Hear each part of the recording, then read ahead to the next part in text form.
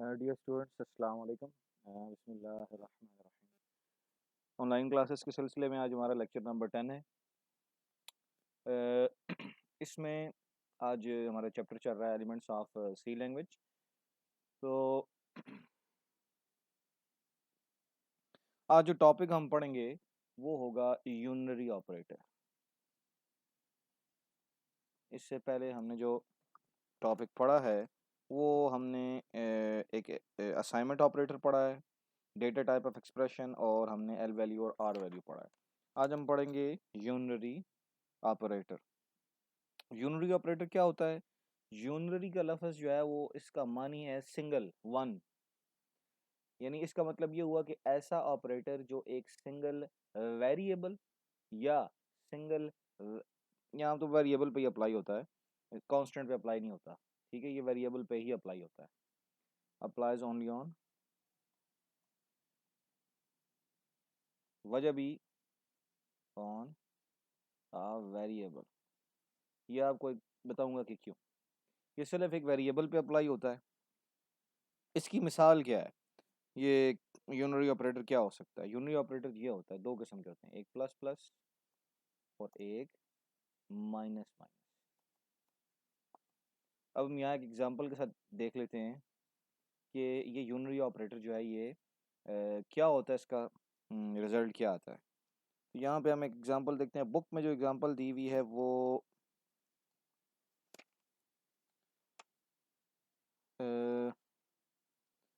9.4 है और 5 है। ये दो एग्जांपल्स हैं।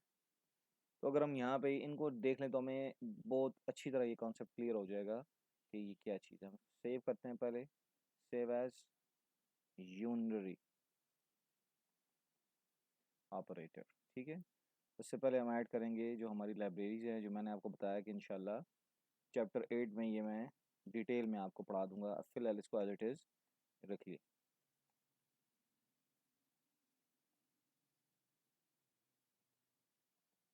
कॉनियो डॉट एच और उसके बाद इंट मेन।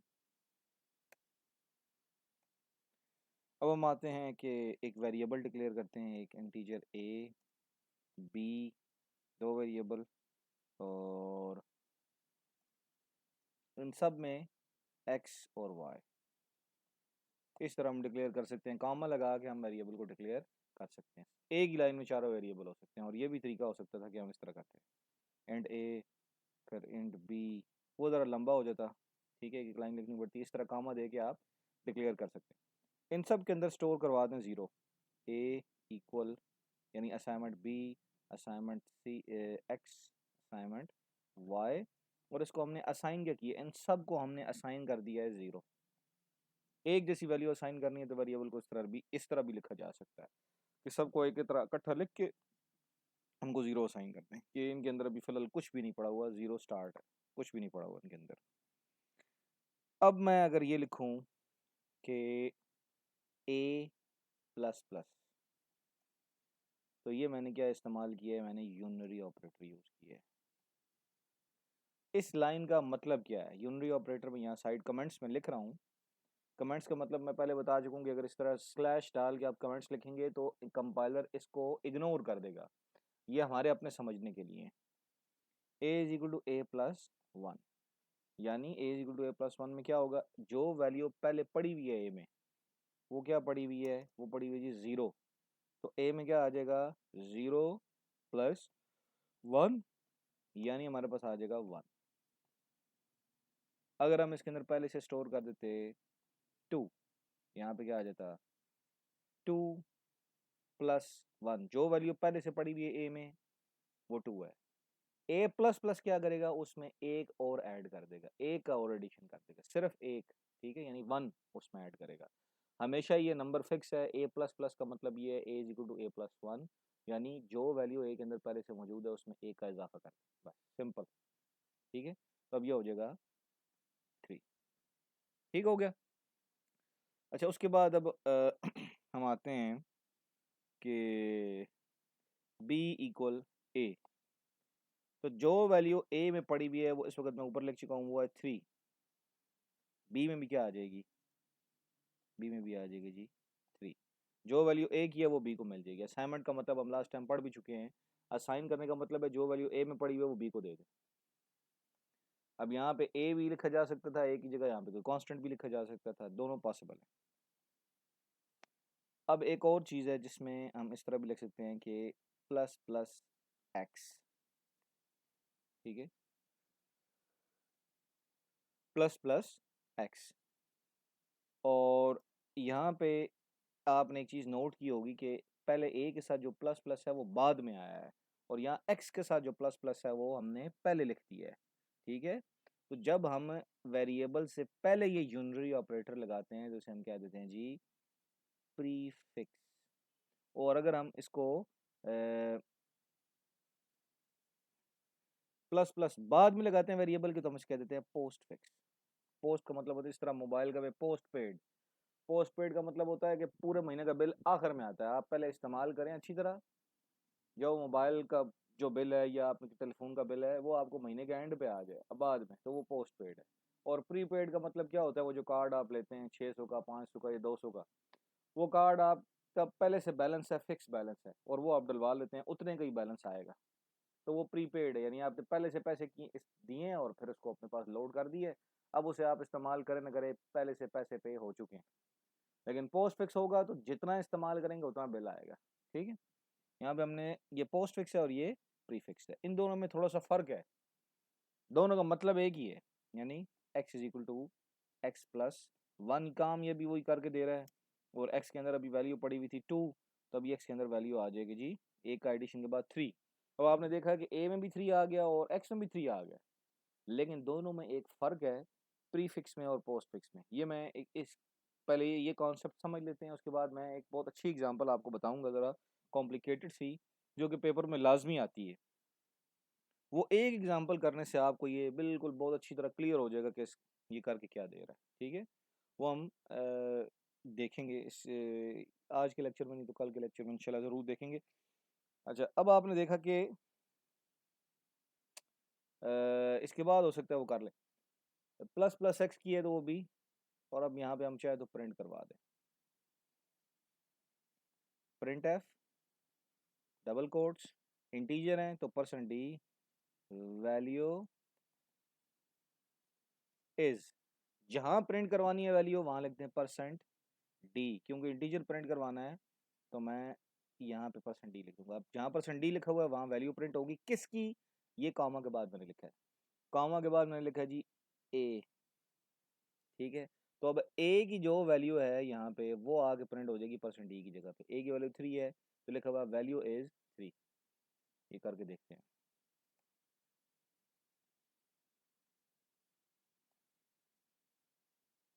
एग्जीक्यूट करते हैं इसे हम, प्रिंट टी नहीं लगाया, जीरो एरर जीरो वार्निंग, अब रन कर लेते हैं इसे, तो वैल्यू इज 3, ठीक है। और हम अगर इसको चेंज करना चाहें हम कह देते हैं कि एक्स को हम यहाँ नहीं रखते या एक्स वाई को हम यहाँ पे नहीं रखते, हम सिर्फ एक्स और वाई के अंदर हम स्टोर करवा देते हैं 5। तो अब क्या होगा कि x plus one 5 plus one, तो ये हो जाएगा जी 6, 6 आ जाएगा।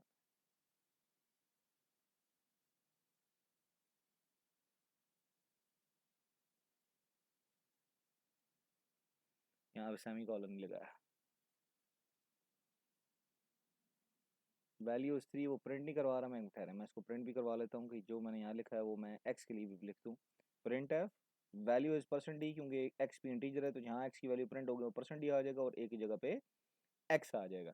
अब हम इसे कंपाइल और फिर उसे रन कर लेते हैं। देखें वैल्यू इज 6, इसको मैं नई लाइन के लिए, ताकि ये अलग लाइन पे है और ये दूसरी लाइन पे है, तो इससे पहले मैं बैक स्लैश एन लगा देता हूँ, अब ये अलग लाइन पे आएगा। तो वैल्यू इज 3 और साथ लिखा हुआ हमारा वैल्यू इज 6, एक्स की वैल्यू 6 होगी, ठीक है। यहाँ पे जो मैंने अभी बताया वो आपको सिर्फ इतनी चीज़ बताई है कि प्री फिक्स और पोस्ट फिक्स क्या है। इसमें प्लस भी इस्तेमाल हो सकता है और उसमें माइनस भी इस्तेमाल हो सकता है, जिसमें मैंने यहाँ ए प्लस प्लस लगाया है, यहाँ मैं ए माइनस माइनस भी लगा सकता हूँ। तो ये जो माइनस बाद में लगेगा तो ये पोस्ट फिक्स हो जाएगा, और अगर माइनस पहले लगेगा तो ये प्री फिक्स हो जाएगा। काम ये भी वही करेगा, A is equal to A minus one, और पहले वैल्यू अगर 2 थी तो अब हो जाएगी वैल्यू 1 हो जाएगी। इसी तरह माइनस माइनस एक्स, तो ये x equal to x minus 1, और एक्स के अंदर जो वैल्यू पड़ी हुई थी वो पहले 5 थी, अब वो 6 होने की बजाय 4 हो जाएगी, तो इसका रिजल्ट ये आ जाएगा। ठीक है, ये हम करके देख लेते हैं। 1 और 4, ठीक है, 2 से कम होके वो 1 हो गया और 5 से कम होके 4 हो गया। ये हमने पोस्ट फिक्स और प्री फिक्स पढ़े। इसमें ये चीज़ देखने की है कि अगर प्लस हो रहा है तो इंक्रीमेंट, ठीक है, हमें if plus then increment, then हम इसको ऑपरेटर क्या कहेंगे, then operator is called increment. और अगर minus, then operator is called decrement. ठीक है, अब ये इसमें आप देखें तो ये माइनस माइनस बाद में आया हुआ है, तो ये हो गया पोस्ट फिक्स। और यहाँ पे क्या इस्तेमाल हो रहा है, प्लस या माइनस, यहाँ पे इस्तेमाल हो रहा है माइनस, तो हम इसे कहेंगे पोस्ट फिक्स डिक्रीमेंट ऑपरेटर। और इसी तरह यहाँ पे माइनस माइनस शुरू में आया हुआ है तो हम इसे कहेंगे प्री फिक्स डिक्रीमेंट ऑपरेटर। अगर यहाँ पे लिखा होता है ए प्लस प्लस तो मैं इसे कहता पोस्ट फिक्स इंक्रीमेंट ऑपरेटर। और इसी तरह यहाँ पे अगर माइनस माइनस की जगह यहाँ प्लस प्लस पहले लिखा होता है उसमें कहता प्री फिक्स इंक्रीमेंट ऑपरेटर। ठीक है, तो ये चीज़ें होपफुली क्लियर होगी कि यूनरी ऑपरेटर क्या होता है, पोस्ट फिक्स और प्री फिक्स क्या होता है।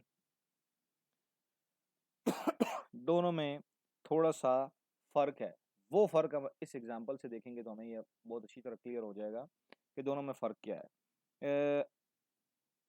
हो सकता है कि ये इस लेक्चर में ये फ़र्क ज़्यादा क्लियर ना हो सके, क्योंकि ये कॉन्सेप्ट थोड़ा सा कॉम्प्लिकेटेड है। इसके लिए हम एग्जांपल जो है वो दोनों में फ़र्क क्या है, फ़र्क के लिए हम यहाँ पे ये चैप्टर के एंड पे एक क्वेश्चन दिया होता है, जो मैं हमेशा ही क्वेश्चन कराता हूँ। यहाँ पे दिया हुआ है, क्वेश्चन दिया हुआ है यहाँ पे चैप्टर के बिल्कुल एंड पे, और वो क्वेश्चन है जी,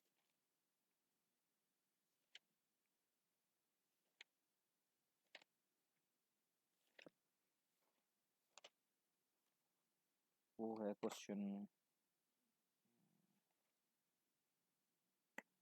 ये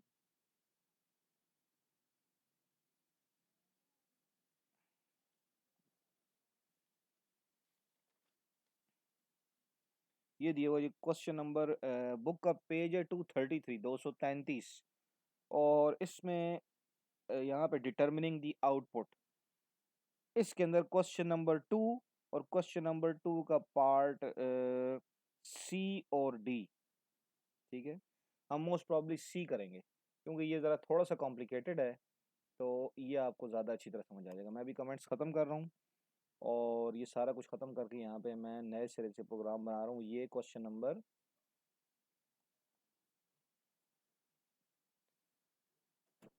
ये question number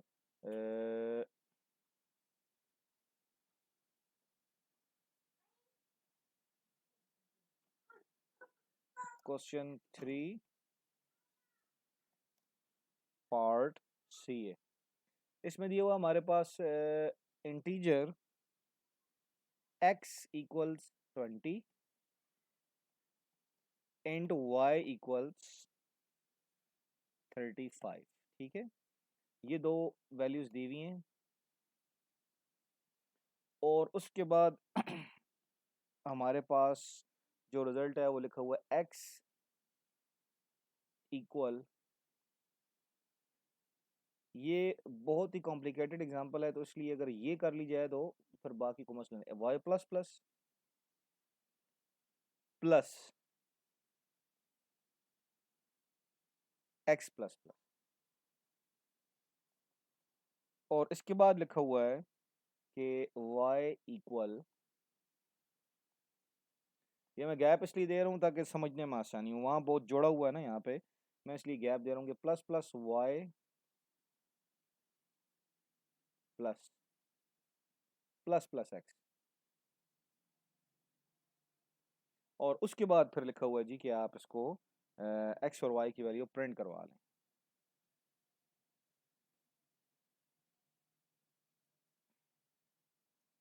value of X equals percent D X और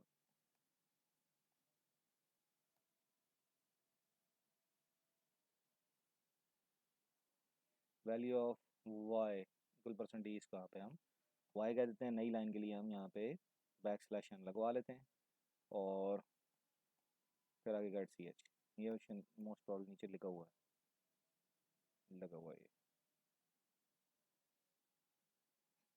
तो अब हम देखते हैं कि इसको सॉल्व कैसे करना है। इसमें अगर हम अभी सॉल्व करें तो शायद यही लेक्चर मैं नेक्स्ट क्लास में आपसे डिस्कस करूंगा, और इसके अंदर मैं ये इसको सेव कर रहा हूँ फ़िलहाल, इसको मैं यूनरी ऑपरेटर एग्जाम्पल, ये बहुत डिटेल में कल के पूरे लेक्चर में सिर्फ हम यही डिस्कस करेंगे कि यूनरी ऑपरेटर, क्योंकि अगर ये एग्जाम्पल हमने क्लियर कर ली और आपको समझ आ गई तो ये जितने भी इसके एग्जाम्पल्स हैं इससे ज़्यादा मुश्किल नहीं है, ठीक है, आपको समझना बहुत ईजी हो जाएगा। इंशाल्लाह इसको सॉल्व करने के लिए नेक्स्ट लेक्चर में मुलाकात होगी, ठीक है। अस्सलाम वालेकुम।